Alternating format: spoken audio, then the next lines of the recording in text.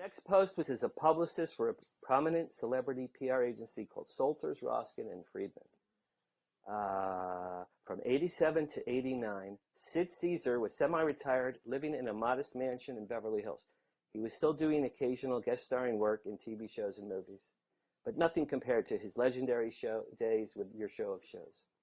Sid was still a comedy giant, and I once drove him to do an interview on Larry King's radio show, and that's the picture of me with Sid. I believe Larry King took that picture, believe it or not. My favorite Sid Caesar story is this. Sid Caesar's manager, Larry, put Sid Caesar, Milton Berle, and Danny Thomas together on a tour called The Living Legends of Comedy. I was the publicist for that tour, and I had to handle the print, TV, and radio coverage for its promotion. We needed Sid to record a commercial for a San Diego radio station, so I wrote up some text copy that Sid would read by phone so that the San Diego station could record it, then run it as a commercial in their market. One night I was out at a movie with Kim. We were married then, hundreds of years ago. Kim and I were at a movie. When we came home, the light on the answering machine was blinking. I pressed play and I heard, Dan, this is Sid Caesar. I got your copy for this radio spot.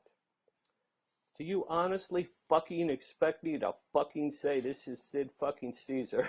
Join me and my fellow fucking living legends of comedy, Milton Berle and Danny Thomas, on such and such a date. In what fucking world would I call myself a fucking living legend? How could you write such a fucking piece of shit? I won't do it, goddammit. The phone call then went click. I wish I had saved that little tape cassette. It was the greatest celebrity phone call I ever got in my life. Classic and so very Sid Caesar. Kim, do you remember? I was handling PR for an independent little movie called Out of the Dark. Actress Karen Black of Easy Rider and 5 Easy Pieces fame was the star of that movie. But at the time, she didn't have a car. So the producer asked her if I could pick her up from her home and bring her to the set every day for 1 week. There's a picture of me and Karen in there somewhere. One morning, I arrived a few minutes early at her home and knocked on the door. There was no answer. I entered, calling, Karen, are you here? It's Dan. Are you here?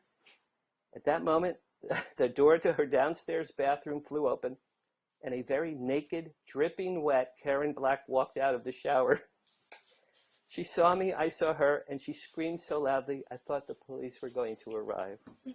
She ran up the stairs and shouted, give me a few minutes, Dan, before vanishing into the upstairs bathroom.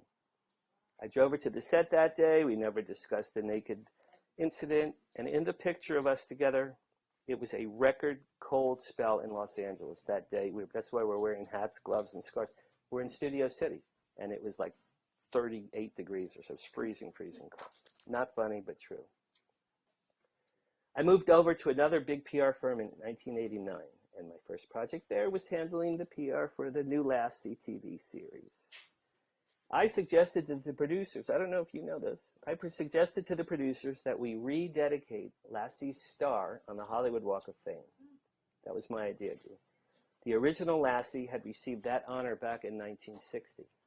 Johnny Grant, the now deceased mayor of Hollywood, gave me his blessing in his office for a rededication ceremony. Cut to event day. Johnny Grant is standing at a podium, and the cast, including my beloved Dee Wallace, was there, along with a horde of photographers and TV news crews. And they're now surrounding original Lassie's Hollywood star. Then a long white limousine pulled up, and the new Lassie dog hopped out of the car. Do you remember? I do. Okay. Yeah. The media was flashing photos like mad, and all seemed right with the world, until I glanced down at the original Lassie star and realized there was a huge blob of bubble gum covering the capital letter L from Lassie's name. It looked like Assie. Assie. Which kind of sums up the show. That really does sum it up, doesn't it? I quickly pulled out my keys, got on my hands and knees, and scraped gum off of the sidewalk.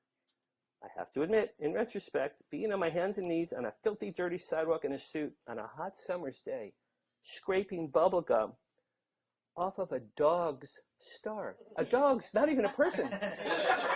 At least if it was a dog star on the Hollywood Walk of Fame.